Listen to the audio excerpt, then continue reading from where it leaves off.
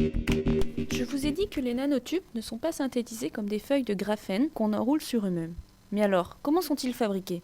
Le mécanisme n'est pas encore complètement compris, mais dans cette vidéo, je vais vous montrer le dispositif expérimental des principales techniques utilisées par les scientifiques pour produire des nanotubes de carbone.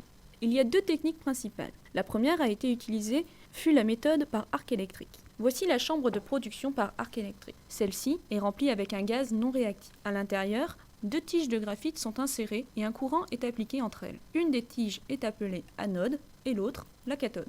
Lorsque les deux tiges sont rapprochées et qu'un courant est appliqué, un arc est produit, ce qui vaporise instantanément la pointe d'une des deux tiges. Le gaz de carbone produit lors de cette vaporisation va former des nanotubes. Une suie noire se forme et commence à couvrir toute la chambre, y compris les fenêtres. Après un moment, on ne voit plus rien. Lorsqu'on ouvre la chambre, on peut remarquer que l'anode a été fortement réduite et que la poudre noire s'est déposée un peu partout. Il y a aussi de la poudre sur la cathode et c'est à cet endroit qu'on va retrouver des nanotubes de carbone. En général, ces nanotubes comportent 20 à 30 parois. Si on ajoute des catalyseurs métalliques à l'intérieur de l'anode, il est possible d'obtenir des nanotubes de carbone monoparois. Les nanotubes synthétisés par cette technique sont presque parfaits et ne comportent que très peu de défauts. Malheureusement, le principal problème vient du fait que d'autres formes de carbone sont produites en même temps et qu'il est très difficile de les séparer les unes des autres. Il est aussi difficile de produire de grandes quantités. L'autre principale technique est la déposition par voie chimique, plus connue sous son nom anglais Chemical Vapor Deposition ou CVD. Dans ce cas, le matériau de départ n'est plus le graphite, mais des composés carbonés gazeux et des hydrocarbures. Nous avons également besoin d'un catalyseur métallique. Celui-ci va former de très petites particules qui vont agir comme de petites graines. Dans cet appareillage, CVD de l'université d'Oxford, le métal est déjà présent dans la molécule de départ.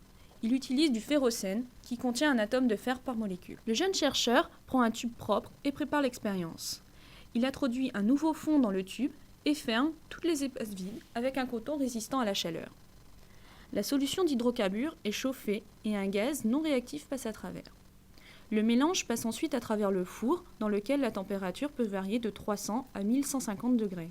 L'expérience peut durer seulement 5 minutes, comme elle peut prendre plusieurs heures, afin de produire des nanotubes plus longs. Lorsque l'expérience est terminée, le chercheur vient collecter la suie contenant les nanotubes présents sur les parois du tube et aussi sur le fond. La technique CVD est probablement la plus prometteuse pour une utilisation industrielle des nanotubes de carbone. Il est facile d'introduire d'autres éléments, comme le bore ou l'azote, dans le mélange de départ. Le diamètre des tubes peut être choisi en fonction de la taille des particules de catalyseurs métalliques. On peut aussi faire croître des nanotubes sur une surface, ce qui est très intéressant pour des applications futures. Les méthodes par arc électrique et CVD sont les techniques les plus communes, mais il existe d'autres techniques comme l'ablation laser. Dans ce cas, un laser est utilisé pour vaporiser les atomes de carbone à partir d'une cible en graphite. L'ablation laser produit en général des nanotubes monoparois. Une autre technique moins courante est l'électrolyse. Celle-ci est un peu similaire à la méthode par arc électrique puisqu'elle utilise aussi deux électrodes de graphite. Mais ici, les électrodes sont immergées dans des solutions de sel ionique. Seuls des nanotubes multiparois peuvent être produits par cette technique. Ils sont composés de très peu de parois, 10 à 15, et sont en général entremêlés. Comme vous pouvez voir, il y a beaucoup de techniques différentes qui permettent de produire les nanotubes de carbone. Et chaque technique produit des nanotubes de qualité très différente.